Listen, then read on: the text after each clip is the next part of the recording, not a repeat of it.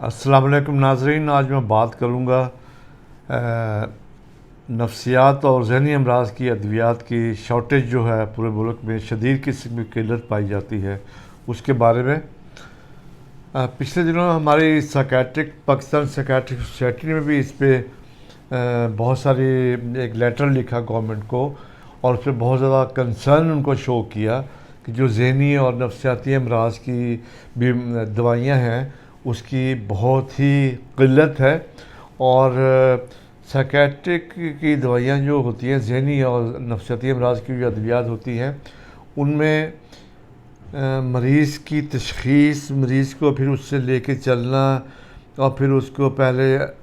Treat کرنا، پھر اس کو مینیج کرنا، پھر اس کو ریہیب کرنا، اس پہ میڈیکیشنز کی اشد ضرورت ہوتی ہے،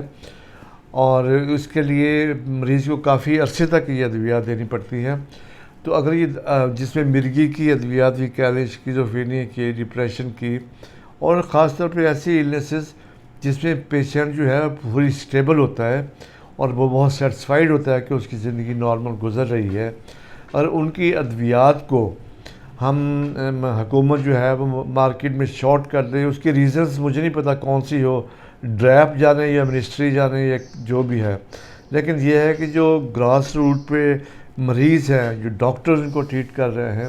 وہ ایک مشکلات میں ہے۔ مریض بھاگا ہوا ڈاکٹر کے پاس آتا ہے کہ ڈاکٹر صاحب کچھ لکھیں، اس کا الٹرنیٹ لکھیں، کوئی دوسری لکھیں دوائی۔ تو جس دوائی کا کوئی الٹرنیٹ ہے اس کا تو چلو کچھ نہ کچھ انتظام ہو جاتا ہے، اور جس دوائی کا الٹرنیٹ نہیں ہے اور اس کی ایفیکیسی بھی وہ نہیں ہے، تو ڈاکٹر کیسے ایک اپنے پروفیشنل میں ڈس آنیسٹی کر کے اس کو میڈیسن دے دیں۔ مثال اب میں آپ کو ایک اور دینا چاہتا ہوں۔ مثال کے طور پہ جو ٹرنکولائزرز ہوتے ہیں، اور کلونازیپیم ایک سالٹ آتا ہے جو کہ اینٹی کنورسنٹ ہوتا ہے اور موڈ سٹیبلائزر بھی ہے، اس کو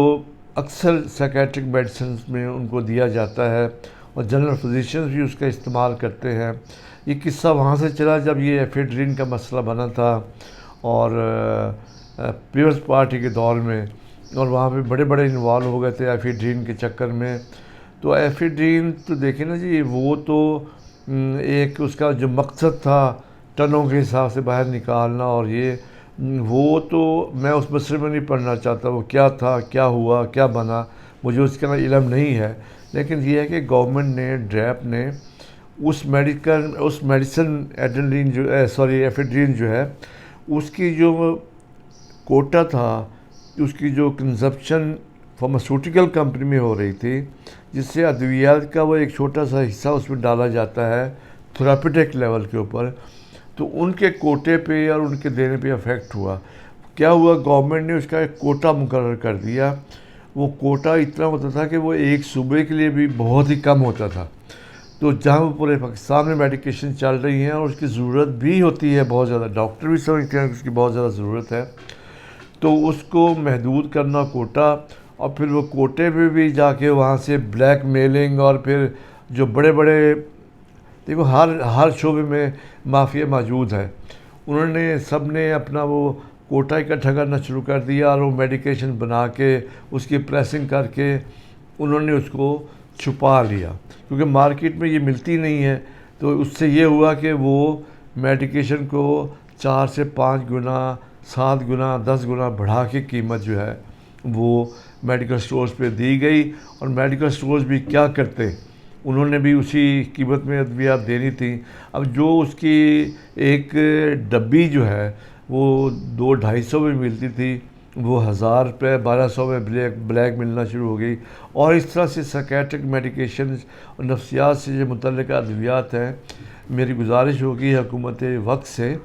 کہ اس کی انتہائی قلت پائی جاتی ہے، تو برائے مہربانی اس پہ خصوصی توجہ دیں۔ مریض جو ہیں یہ بہت سٹیبل جو تھے، اپنی زندگی نارمل گزار چل رہے تھے، ان کی زندگیاں دوبارہ سے اس مرض میں پھنس گئی ہیں، اور وہ دوبارہ ان کے لواحقین اور مزید مصیبت میں پھنس گئے ہیں، اور ڈاکٹر کے پاس بھی کوئی اس کا الٹرنیشن نہیں ہے کہ وہ کیا کرے۔ میری گزارش ہے حکام بالا سے جو اس سے متعلقہ ہیں، ڈریپ ہے یا منسٹری آف ہیلتھ ہے یا جو بھی ہے، کہ وہ ان ادویات کی دستیابی کے لیے، فراوانی دستیابی کے لیے، اور فارماسیوٹیکل جو یہاں استعمال ہوتی ہے تھراپیوٹک، اس لیول پہ اس ادویات کو آسانی سے دستیاب کیا جائے تاکہ لوگوں کی مشکلات دور ہوں اور ڈاکٹرز کو بھی آسانی ہو کہ وہ کم قیمت میں مریضوں کو ادویات لکھ کے دے سکے۔ بہت مہربانی، اللہ حافظ۔